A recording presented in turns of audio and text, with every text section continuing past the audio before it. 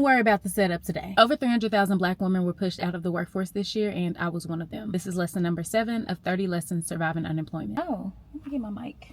Let me get my mic.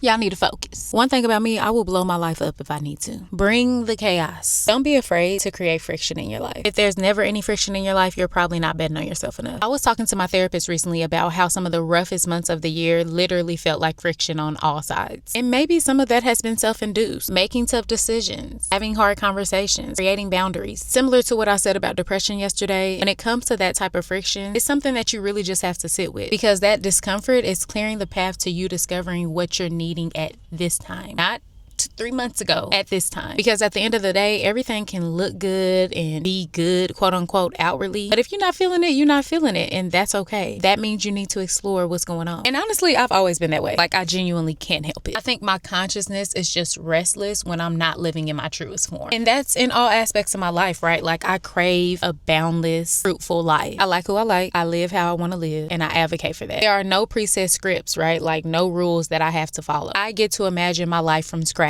My work, my joy, my peace, it's mine. Yeah. I used to joke that I'm an experience hoe because I'm always craving novelty. But honestly, that's just who I am. Like, who am I talking to today? There's so much nuance, so many interests, and a lot of curiosity. And I think more people should live like that. If something isn't working, I step back, I dismantle, I reconfigure. I don't cling to one perfect storyline or one perfect story ending. I'm not afraid to shake the spot, disrupt the plan, and start from zero if I need to. Because I know that temporary disruption is how I create something better. I'm a very talented girl. I have a million interests daily. Like, how can one decide on just one thing she wants to do or wants to be for the rest of her life? I can't. I mustn't. I won't. And I don't have to. I might be Gina the cook, Gina the investment property mogul, Gina the event curator, Gina the interior designer, Gina the hairstylist, Gina. I don't know. Embrace the deviations, the randomness, the things that don't make linear sense. Follow what calls you without shame and without it having to be this neatly packaged story. All of it is part of designing a life that's entirely yours. What's something that you need to create a little friction in? Drop it in the comments. This is lesson 7 of 30 lessons surviving unemployment. Next one tomorrow. Follow for more. We done.